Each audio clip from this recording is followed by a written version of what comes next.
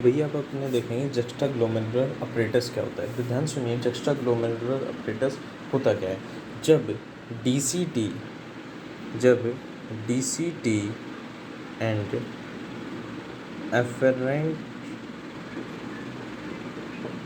Arteriole, ठीक है, जब डीसीटी और एफरेंट आर्टीरियोल क्या आते हैं, कम क्लोजर, जब डीसीटी और afferent arteriole come closer then, जब डीसीटी और एफरेंट आर्टीरियोल पास में आते हैं, जब डीसीटी और एफरेंट आर्टीरियोल पास में आते हैं तो वहाँ पे उस कंडीशन में क्या होता है, इनकी बोथ सेल्स आर मॉडिफाइड।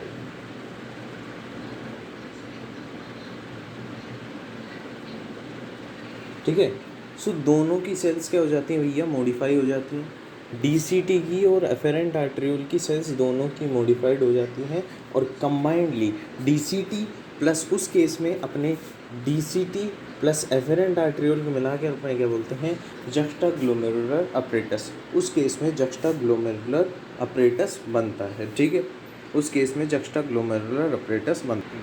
देखिए यहाँ पे क्या हुआ है कि यहाँ पे डीसीटी वाला पार्ट और एफरेंट आर्टीरियोल वाला पार्ट क्या हो गया, पास पास में आ गया। जिस रीजन में ये पास पास में आते हैं वहाँ पे इनकी सेल्स क्या हो जाती है, मॉडिफाई हो जाती हैं and they will form juxtaglomerular apparatus. तो this is combinedly, this whole structure combinedly known as juxtaglomerular apparatus, क्योंकि यहाँ पे डीसीटी और एफरेंट आर्टीरियोल का कुछ पार्ट पास में आ गया है। यहाँ पे बीच में, यहाँ पे 3 प्रकार की सेल्स होती हैं। ठीक है, जक्स्टाग्लोमेरुलर अपरेटस में 3 प्रकार की सेल होती हैं। सबसे पहले होती हैं जीजी सेल्स। दूसरी कौन सी होती है, दूसरी अपने पास होती है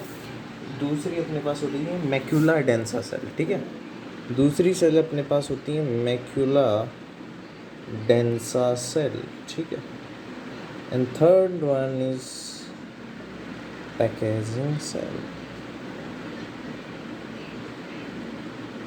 ठीक है, क्लियर है। तो ये जो है, जो एफरेंट आर्टीरियोल की, ध्यान सुने, ये जो सेल्स हैं, ये जो एफरेंट आर्टीरियोल्स की सेल्स हैं, इन्हें अपने क्या बोलते हैं, इन्हें ही अपने जेजी सेल्स बोलते हैं। जी हाँ, एफरेंट आर्टीरियोल वाली जो सेल्स जो मॉडिफाई हो जाती हैं उन्हें अपने जेजी सेल बोल देते हैं। डीसीटी वाली जो सेल्स हैं उन्हें अपने मैक्यूला डेंसा सेल बोल देते हैं। जी हाँ, ठीक है, उन्हें अपने क्या बोल देते हैं, मैक्यूला डेंसा सेल बोल देते हैं भैया, उन्हें अपने मैक्यूला डेंसा सेल बोल देते हैं।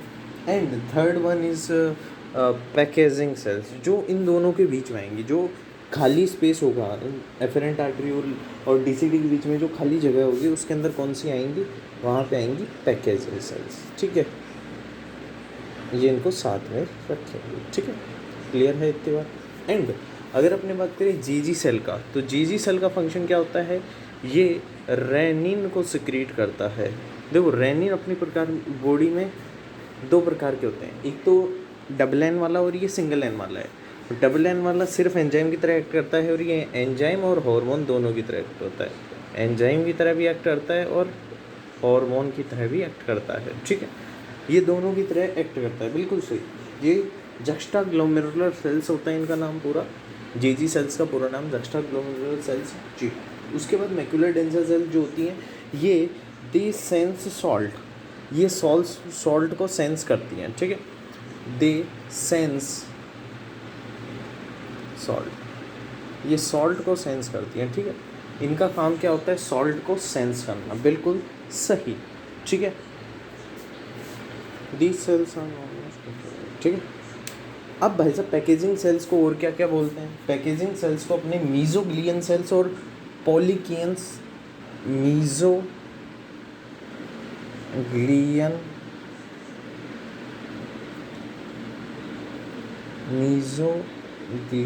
सेल और पॉल्किजन सेल, मीजोग्लियन सेल एंड पॉल्किजन सेल्स बोलते हैं। जी हाँ, ठीक है भैया, तो ये हो गया, क्लियर है इतना। जी हाँ, अब इन तीनों को मिलाकर मतलब ये पूरी स्ट्रक्चर क्या है, जक्स्टाग्लोमेरुलर अपरेटस